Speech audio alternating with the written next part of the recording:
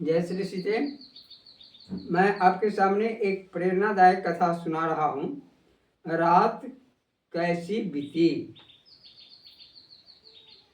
रात कैसी बीती शीर्षक से एक बाबा जी घूमते फिरते एक शहर में पहुंचे।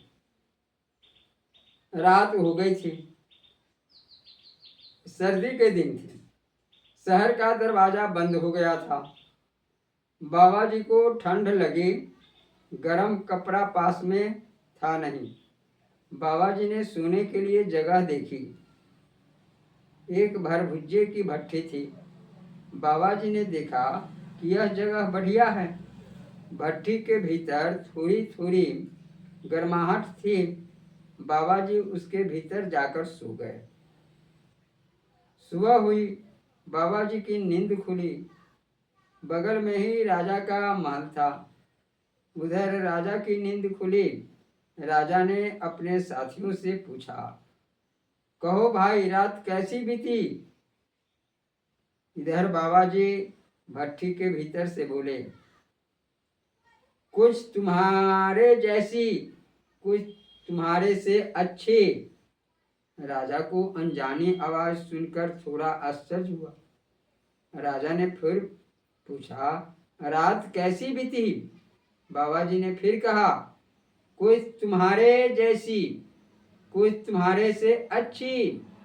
राजा ने अपने आदमियों को भेजा कि जाकर देखो यह कौन बोल रहा है, उसको पकड़कर मेरे सामने लाओ। राजपुरुषों ने बाहर जाकर चारों ओर देखा, पर उनको कोई दिखाई नहीं दिया। जब पुनः बाबा जी ने वही बात कही, तब राजपुरुषों ने देखा कि भट्टी के भीतर एक बाबा जी बैठे हैं, वही बोल रहे हैं। उन्होंने बाबा जी से कहा कि चलो, आपको राजा ने बुलाया है। बाबा जी ने कहा कि मैंने कौन सा अपराध किया है जिसके कारण राजा ने मेरे को बुलाया है। राजपुरुषों ने कहा कि आपके किसी अपराध के कारण राजा ने नहीं बुलाया है, वे तो आपसे मिलकर कुछ बात करना चाहते हैं। बाबा जी भट्टी से बाहर निकले। उनके मुख पर और शरीर पर जगह जगह भट्टी की राख लगी हुई थी, कहीं कहीं कालिख लगी हुई थी। वे उसी अवस्था में राजपुरुषों के साथ चल पड़े। राजपुरुषों ने बाबा जी को राजा के सामने लाकर खड़ा कर दिया।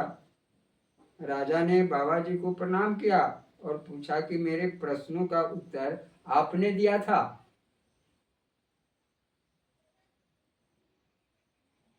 बाबा जी बोले, मैंने प्रश्न सुना तो उत्तर दे दिया, मेरे को पता नहीं कि प्रश्न आपने किया था।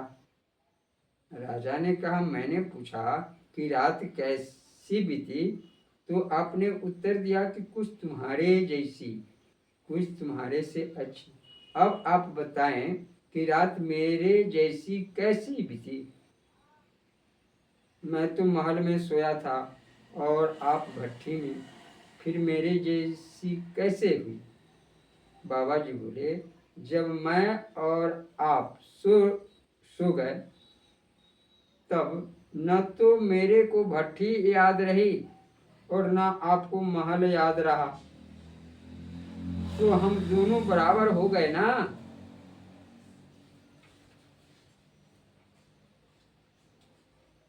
आप गरम गरम गद्दों पर सोए, मैं नरम नरम राख पर सोया। राजा बोला, और मेरे से अच्छी कैसे हुई।